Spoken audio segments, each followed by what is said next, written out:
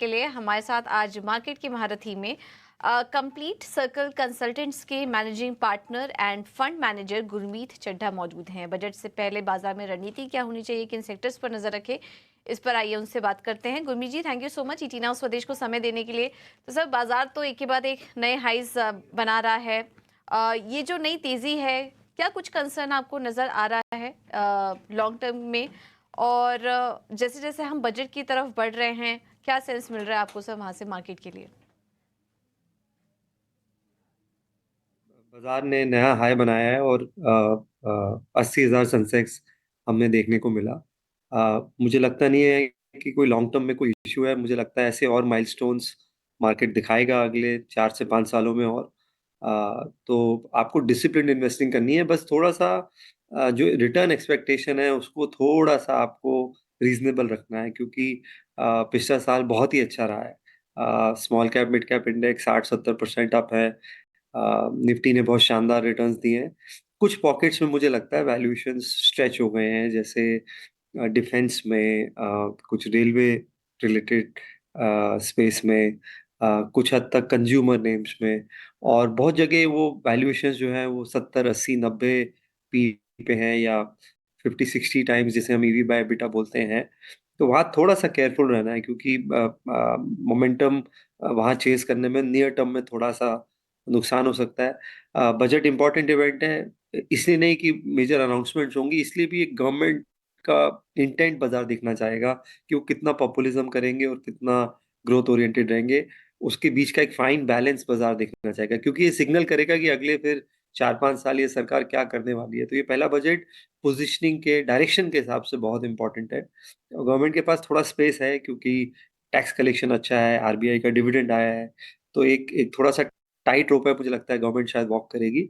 और बाजार ये देखना जाएगा कि कहीं एलोकेशन जो है स्पेंडिंग का इंफ्रा को लेके, वो टोटल जो इन्वेस्टमेंट बजट है, पिछली बार वो 11 लाख करोड़ था, बाजार ने काफी रिजॉइस किया था।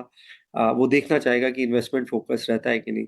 बट बहुत सारी अच्छी न्यूज प्राइस में है, तो थोड़ा सा कंजर्वेटिव रहेंगे अगर आप बजट तक।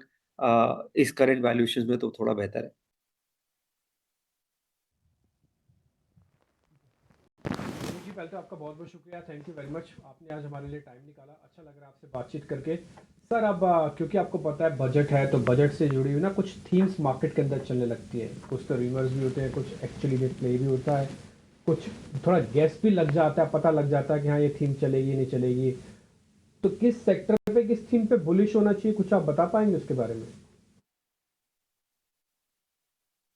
तो दो तीन स्पेस हमें अभी भी रीजनेबल लगती हैं। एक, आप देखिए, प्राइवेट बैंक्स और एनबीएफसीज हैं।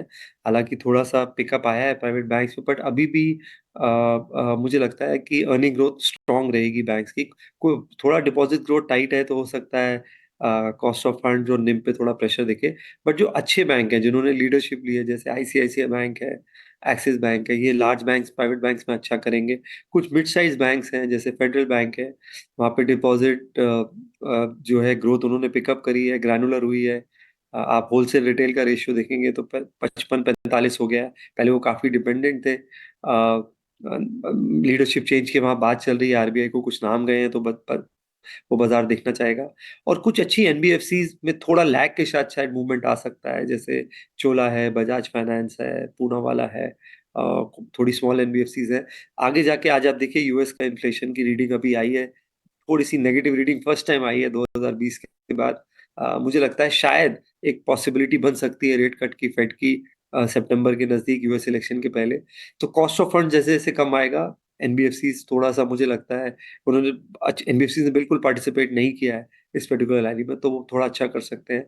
थोड़ा सा रूरल रिलेटेड प्लेस जो हैं, जैसे एफएमसीजी हैं, कुछ कुछ ऑटो एंसिलरीज हैं, वहाँ पे हमें थोड़ा सा लगता है कि प्ले देखने को मिल सकता है। और एक थीम हमें जो बहुत पसंद है कुछ समय से, वो एक इन्वायरमेंट रिसाइकलिंग की थीम है, जिसे हम वेस्ट मैनेजमेंट बोलते हैं। चाहे वो वाटर ट्रीटमेंट हो, चाहे वो लेड रिसाइकलिंग हो, चाहे वो रिसाइकल्ड प्लास्टिक्स हो।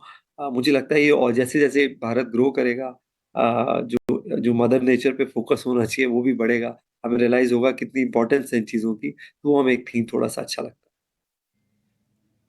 है। बिल्कुल। तो ब्याज दरों में कटौती भी अब जल्द होना शुरू हो जाएगी, उस पर भी अभी गुरमीत जी ने बात की। और एक बहुत इंटरेस्टिंग थीम आपने गुरमीत से हाईलाइट की कि अब क्लाइमेट चेंज को लेकर, क्लीन इंडिया को लेकर अब डिस्कशन काफ़ी ज़्यादा हर तरफ से सुनाई दे रहे हैं। आप स्टॉक स्पेसिफिक तो बात नहीं करेंगे, लेकिन इसमें भी हम देख रहे हैं कि जो लिस्टेड प्लेयर्स हैं, ज़्यादातर मिड कैप कंपनियों का एक्सपोजर इसमें काफ़ी ज़्यादा है। तो क्या कोई सिलेक्टेड पॉकेट, सिलेक्टेड सेक्टर है आपको इस थीम से जुड़ा जो कि अच्छा लग रहा है? अ, देखिए, जैसे मैंने बोला, एक जो रिसाइक्ल्ड प्लास्टिक है, ये थीम प्रोमिनेंट है हमारे कुछ उसमें इन्वेस्टमेंट्स भी हैं, जैसे गणेश इकोस्फेयर है और बाकी है। तो उसमें क्या है, जैसे गवर्नमेंट का भी रूल आया है कि जो आपकी प्लास्टिक पेट बॉटल्स हैं, उसमें 30% रिसाइकिल कंटेंट होना चाहिए। जो एमडीपीज़ हैं, उसमें 30% रिसाइकिल कंटेंट होना चाहिए, नहीं तो ₹5 केजी से लेके ₹20 केजी का फाइन है। तो इसमें इंडस्ट्री की कैपेसिटी बहुत कम है, 5 लाख टन की रिक्वायरमेंट है। अगर आप ये इम्प्लीमेंट होता है अगले साल, और करंट कैपेसिटी सिर्फ 3 लाख टन है। तो यहाँ एक अपॉर्च्युनिटी दिखती है। वाटर ट्रीटमेंट में बहुत अपॉर्च्युनिटी दिखती है। हम सिर्फ 25% सीवेज को ट्रीट करते हैं, बाकी सारा हमारी रिवर्स और समुद्र में मिक्स होता है, जो कि बहुत हार्मफुल है हेल्थ के लिए भी और ओवरऑल एनवायरनमेंट के लिए। वाटर ट्रीटमेंट पे फोकस है। डिसैलिनेशन वाटर का जो है, वो 9 पैसा 10 पैसे में हो जाता है। जबकि जब हम पानी खरीदते हैं टैंकर्स के थ्रू बड़े शहरों में, वहाँ हम लगभग 40-50 पैसा दे रहे हैं लीटर का, अगर आप 12-15 हज़ार रुपए का अगर एक वाटर टैंकर देखें तो। तो वाटर ट्रीटमेंट में हमें ये स्पेस अच्छी लगती है। और मुझे लगता है कि एनर्जी स्पेस ओवरऑल बहुत वैल्यूएशन कम्फर्ट है। क्लीन एनर्जी तो है ही है। ट्रेडिशनल एनर्जी में आप एनटीपीसी देखिए, 16-17 के अर्निंग मल्टीपल पे है। आप पावर ग्रिड देखिए, 16-18 के अर्निंग मल्टीपल। तो एनर्जी स्पेस में कुछ पीएसयू, क्योंकि ये रिक्वायरमेंट बहुत बड़ी है। आप देखिए, पीक पावर डिमांड अभी 240 गीगावाट थी। ये इस साल 260-270 टच करेगी दिवाली में, और 2026-27 में 400 गीगावाट का पीक डिमांड का एस्टीमेट है। तो आप इमेजिन करिए कितना हमें पावर जनरेशन की डिमांड चाहिए, कितनी डिमांड इंसुलेटर्स की होगी, कितनी ट्रांसमिशन लाइन्स की होगी, कितनी केबल्स एंड वायर्स की होगी। तो ये स्पेस हमें काफ़ी अच्छा लगता है। ठीक है, डन सर। बस एक आखिरी सवाल मैं आपसे और लूँगा सर, वो समान है वैल्यूएशन को लेकर, सेक्टर्स जहाँ पर वैल्यूएशन कंसर्न्स आपको दिख रहे हो, ज़रा वो भी बता दीजिए।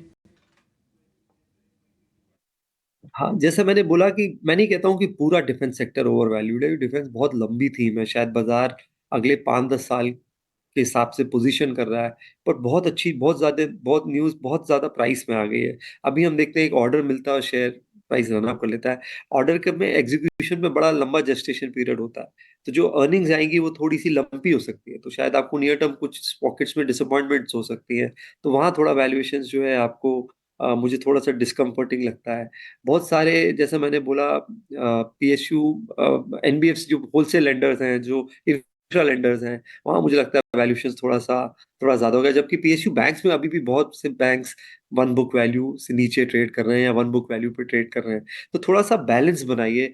बहुत ज़्यादा होप ट्रेड और न्यूज़ बेस्ड ट्रेड्स इतने मत लीजिए। बाज़ार में जैसे आप एनर्जी इंडेक्स देखिए निफ्टी का, वो अभी भी 16 के पी पे है। निफ्टी 21-22 के मल्टीपल पे है। तो ऐसा नहीं है कि बाज़ार में रीज़नेबल वैल्यूएशन के पॉकेट्स नहीं हैं। थोड़ा-सा पोर्टफ़ोलियो को शायद आप रोटेट करिए, और थोड़ा ओवर ओवर प्रीमियम मत दीजिए। जब भी आपको याद होगा, 2003 से 7 में बहुत सारे स्टॉक्स चले थे, और सडनली बाज़ार सिक्लिकल्स को कंज्यूमर बिज़नेस की तरह ट्रीट करने लगता है। वो मेरे हिसाब से एक रेड फ्लैग होता है। जब आप, क्योंकि सिक्लिकल बिज़नेस कंज्यूमर बिज़नेस नहीं है, सिक्लिकल है, तो वहाँ थोड़ा-सा मुझे लगता है केयरफुल रहने की ज़रूरत है। ठीक है, गुरमीत जी बहुत बहुत शुक्रिया, थैंक यू वेरी मच। अच्छा लगा आपसे बातचीत करके, अच्छे से आपने गाइड कर दिया। ठीक बजट से पहले इस तरह का आउटलुक लेना आपसे बहुत ज़रूरी था, आपने समय दिया, इसके लिए बहुत बहुत शुक्रिया, थैंक यू वेरी मच। जल्दी आपसे वापस मुलाकात होती है।